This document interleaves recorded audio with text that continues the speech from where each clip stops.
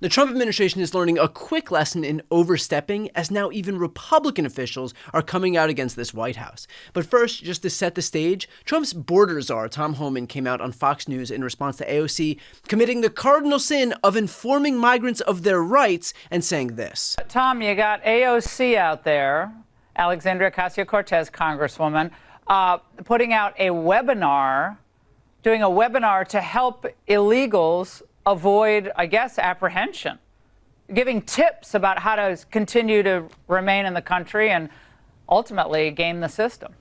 And I sent an email today to the Deputy Attorney General. At what level is that impediment? Is that impediment? I'm not an attorney. I'm not a prosecutor. Is that impediment? Is that impeding our law enforcement efforts? If so, what are we going to do about it? Is she crossing the line? So I'm working with the Department of Justice and finding out where is that line that they cross. So maybe AOC is going to be in trouble now, but I need the AOG to opine on that. But because there's impediment is impediment, in my opinion. I'm not a prosecutor, but we need some further guidance on that. But again, if we have to take every federal dollar out of the city, we'll do it. I mean, we're done. And AOC responded, writing, maybe she's going to be in trouble now. Maybe he can learn to read. The Constitution would be a good place to start. Which, of course, led to Homan doubling and tripling down here. Heard you talking about AOC over the weekend. Do you believe she is breaking the law?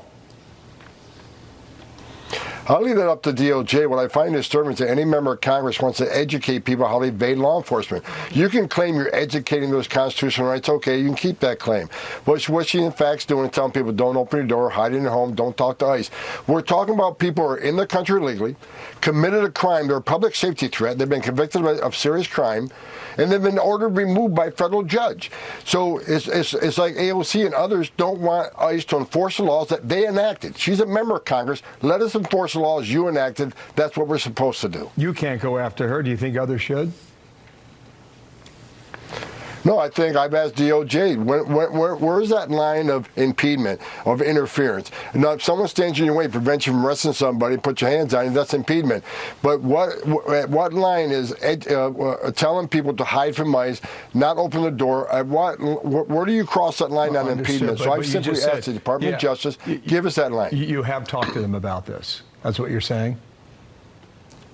Absolutely. Wow. You know, I'm sure a free speech argument can be made. Okay, she has every right to say anything she wants. When does it cross a line into aiding and abetting lawbreaking? Would it have to have direct involvement by her in helping people to evade ICE? That's exactly the question I posed to the Deputy Attorney General.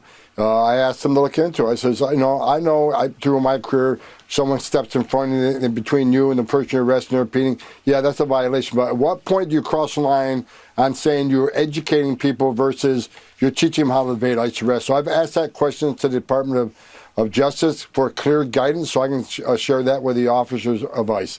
So we're looking for that clear direction so we can start taking action on people that want to evade, who want to help educate these people to evade ICE.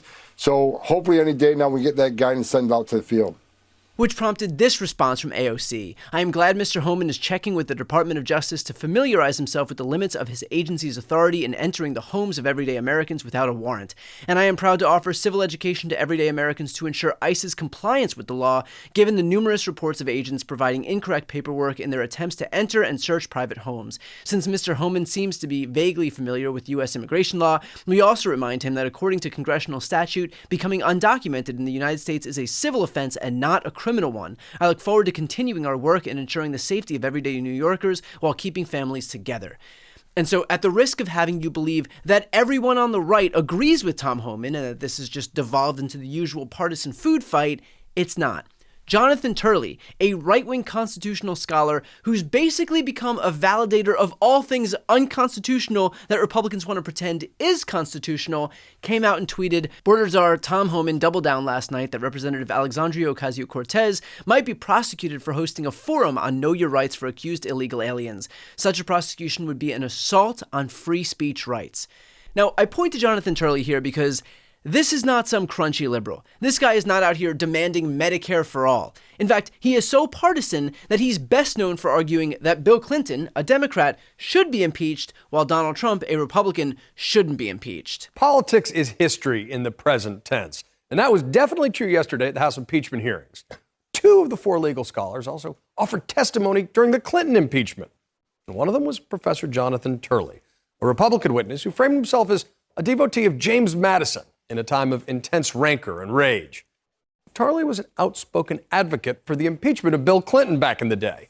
Well, he now opposes it for President Trump, saying this. I believe this impeachment not only fails to satisfy the standard of past impeachments, but would create a dangerous precedent for future impeachments. Dangerous precedents. Okay. So Bill Clinton should have lost his job because of a sexual harassment issue, and yet Donald Trump should have kept his job after leveraging military assistance to Ukraine on getting dirt on his political opponent, Joe Biden. Just want to make sure I'm understanding correctly.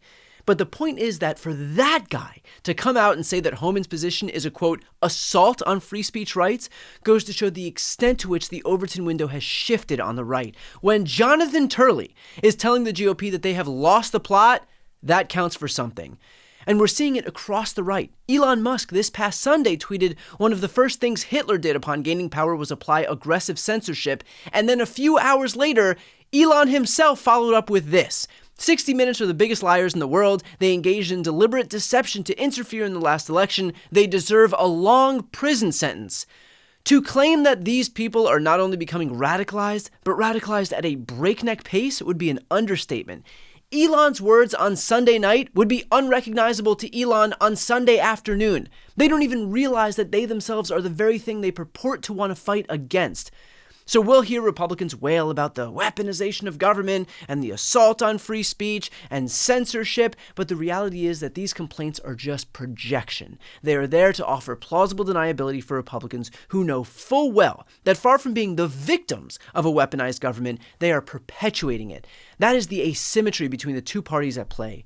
That while Republicans find themselves in the fetal position crying about being attacked, they are the very people creating the very reality that they claim to be so afraid of.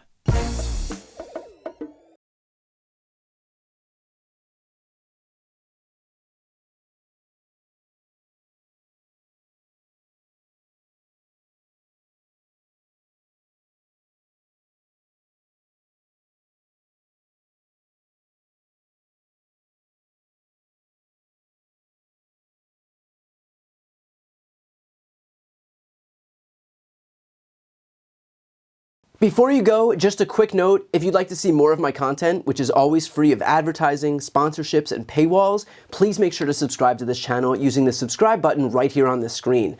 And if you'd like to support my work even further, you can grab a copy of my instant #1 New York Times selling book, Shameless, available for sale right now. That link is also on the screen. Thanks so much for watching.